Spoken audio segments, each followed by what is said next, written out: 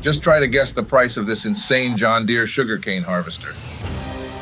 First launched in Brazil in 2020, the John Deere CH960 hit the Australian market 2 years later with one goal: boosting sugarcane harvest productivity with a brand new industry-leading 2-row harvester. But that ain't cheap. Looking quite simple from the outside, the CH960 was designed to double production in dry conditions compared to a regular sugarcane harvester, while maintaining a 50% increase in productivity in wet conditions. But for how much? The machine cost 2 million Australian dollars, just about 1.25 million US dollars. This was John Deere's most expensive machine available before the introduction of the 9 RX 830 a few months ago. But why?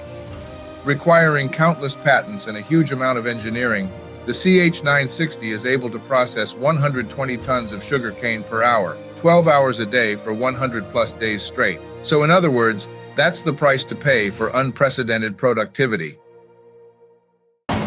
This was the largest skid steer loader in the world when it came out.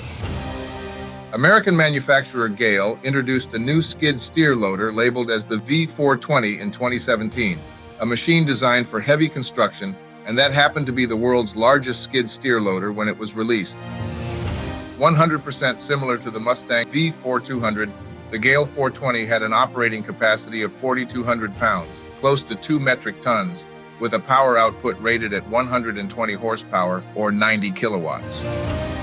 Running with a Deutz power plant, the Gehl 420 was primarily designed to provide more than enough power to support the larger tasks performed by the skid loader, such as highway building, demolition, or handling large bales of hay on the farm.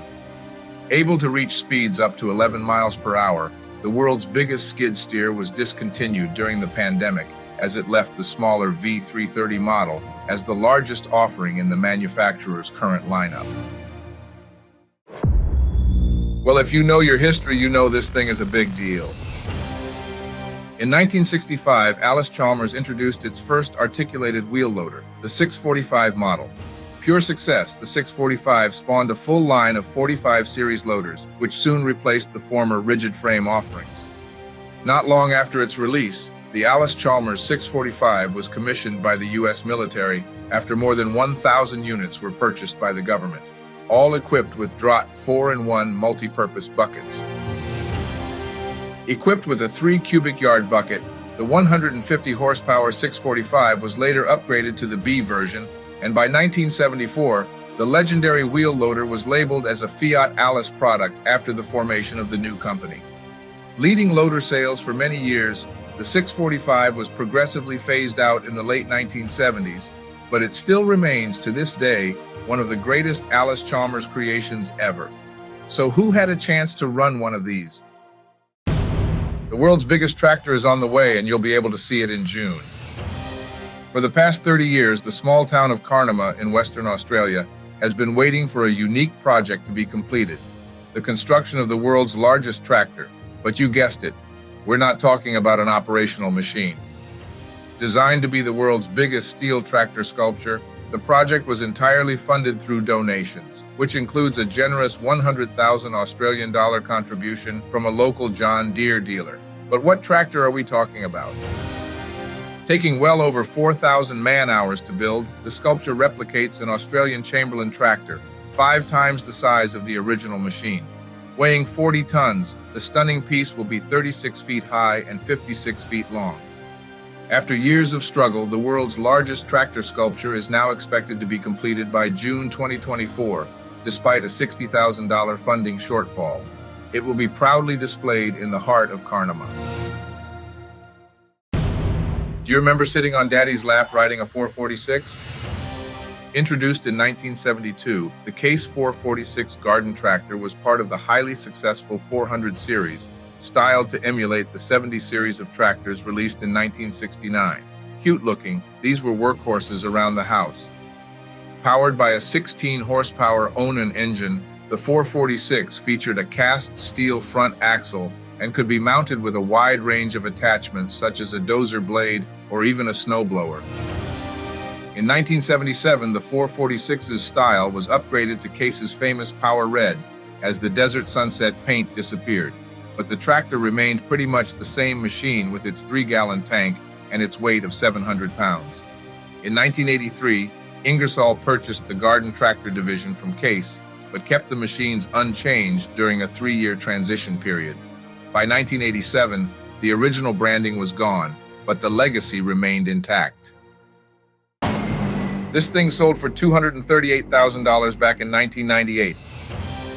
Built since the late 1980s, Caterpillar's Challenger tractors were developed with one goal: solving the problem of steel-tracked crawlers and move away from them for agricultural applications due to the transport issues. The most powerful unit ever released by Cat was the Challenger 95E, introduced in 1997, a 410 horsepower machine part of a line of tractors which included models such as the 85E, 75E, or 65E. The clever special application drive wheel on the 95E featured tapered drive slots between drive elements, allowing mud and debris to extrude through the wheel, eliminating slippage in most sloppy and muddy field conditions. Marketed in Europe as Claas since 1997, the entire Challenger tractor business was sold in 2002, exactly 1 year after the 95E model was discontinued by the American manufacturer. So would you take 10 grand or a fully restored Massey Super 90? Unlike countless Massey-Fergusons that we could easily label as common or easy to come by, the Super 90 is a rarity in the beautiful little world of tractors, and Tom Crawford, who owns this one right here, is quite a lucky guy. Often seen as a pregnant MF-35, the Super 90 was built from 1962 and was sold brand new for $6,077 back in the day, the equivalent of 62,000 US dollars in today's standards. Available with Perkins or Continental engines rated right around 77 horsepower, the row crop Super 90 was a highly modern piece of equipment when it came out, featuring power assist steering or independent dry disc brakes. In 1965, Massey discontinued the Super 90, which was essentially the same machine as the MF-90. So, if you were offered a fully restored unit, would you take it over 10 grand in cash? Answer in the comments. This is the story of the phenomenal Summit attachments. In 2004, highly experienced logger Eric Kroom was looking for a solution that didn't exist back then, the self-contained tong tosser. And after months developing the first prototype in his garage, Eric was ready to launch Summit attachments and machinery. Quickly gaining popularity among loggers in America and Canada, the well-acclaimed Summit company then moved into building yoders, as seen at work right here thanks to this amazing footage kindly provided by Blue Line Landworks.